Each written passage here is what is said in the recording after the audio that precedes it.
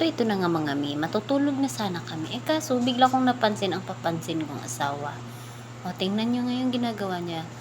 Busy naman siya sa paglalaro at mukhang nai-enjoy naman niya. Pero, hindi ko maintindihan talaga yung kamay niya. Tingnan nyo masyadong papansin. O, ayun. Papansin talaga yung kamay niya. Hindi talaga niya mapigilan, no? Tingnan nyo. O, ewan ko ba kung ano nangyari sa kamay niya. Masyado talaga yung ganyan. Kahit na busy yung isa, ayun. Kumakalabit pa din. O, tingnan nyo. Ayan, o. Hindi talaga matigil-tigil tong kamay niya, o. Natatawa ako kasi hindi niya alam yung ginagawa niya, o. Iwan ko kung ano ginagawa niya yan. O, ayan, o. Ano? O.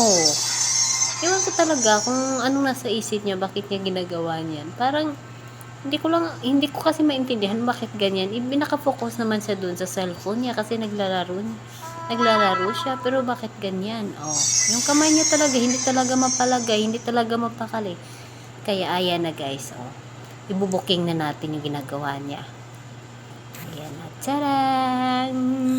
Ayan, gulat na gulat siya, Nagugulat siya kasi hindi niya alam. Binibidyohan ko siya, kala niya hindi ko siya napapansin. Hindi ginaya Kasi masyado maributa talaga yan siyang yung mga papansin. So ayun, pinapansin ko talaga siya, Busy naman talaga siya, medyo nahiya siya sa bandang niya, diba? Kala niya, ha?